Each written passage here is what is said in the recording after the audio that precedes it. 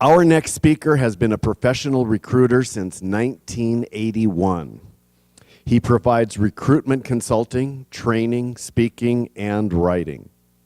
His recruitment clients include Geico, Transamerica, and MCI Telecommunications, just to name a few. He is recognized nationally as an expert in talent acquisition and in career transition. He is the published author of The RecruiterGuy's Guide to Finding a Job, and recently he signed a contract with a publisher to write and publish 4 new books on recruitment and job search. Today's speech is Make Your Company Roar, Recruit, Onboard, and Retain. Let's welcome Bill Humbert, therecruiterguy.com. Great, thank you.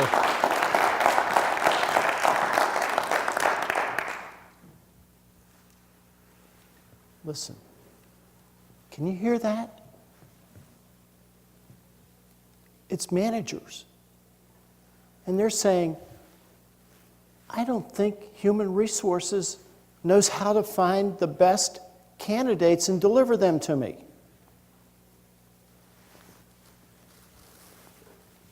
Did you hear that?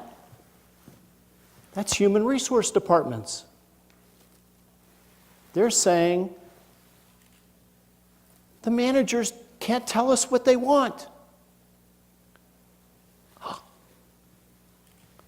Did you hear that? That's the applicant tracking system.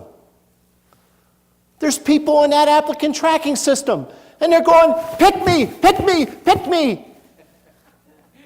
But nobody knows how to get them out. The recruiting process mirrors the sales process perfectly.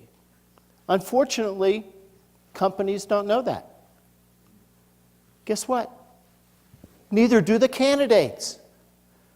How are great matches ever made? Think of the recruiting process as an automobile manufacturing process. What happens if you leave out one step? Let's say the wheels. At the end of the line, what happens? There's a junk heap because they couldn't move the cars. Well, when you leave out just one step in the recruiting process, what happens? The wheels fall off your talent acquisition process. What's the second step in recruiting? The job description. That's the solution on the sales process. The job description is so important because if you get it right, the entire recruiting process moves beautifully. And I suggest to companies that what you should do is add the 3-month, 6-month, 9-month, and 12-month goals for the position. And when you do that, what happens? What that person looks like becomes crystal clear. And sourcing them is easy. What happens if you don't do a good job with the job description? Well, you source a nice pool of the wrong candidates. Out of that pool of the wrong candidates, you take a smaller pool of the wrong candidates, and that's who you interview. Then what happens?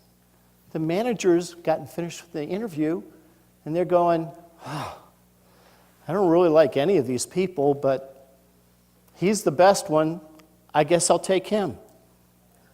And so you hire the wrong employee. Then what happens? Well, 2 months to 2 years later, you fire the right person.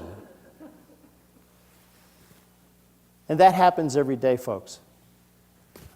I'm in it. I recruit every day. And it happens every day. Let's talk about the interviewing process. The majority of hiring managers have never been taught how to interview effectively. If you haven't been taught how to interview effectively, you certainly haven't been taught how to select the best qualified candidate. So get out there, and if you've got people working for you and they're hiring people for you, make sure you educate them on how to best interview. There's 7 different ways to ask a question. Use all 7. Because people have been coached on handle behavioral questions today. So use all of them. It really helps. When you select somebody, what's their first day like? What's that first impression? Some companies call it orientation, some companies call it onboarding. Is that first impression the one you want them to have?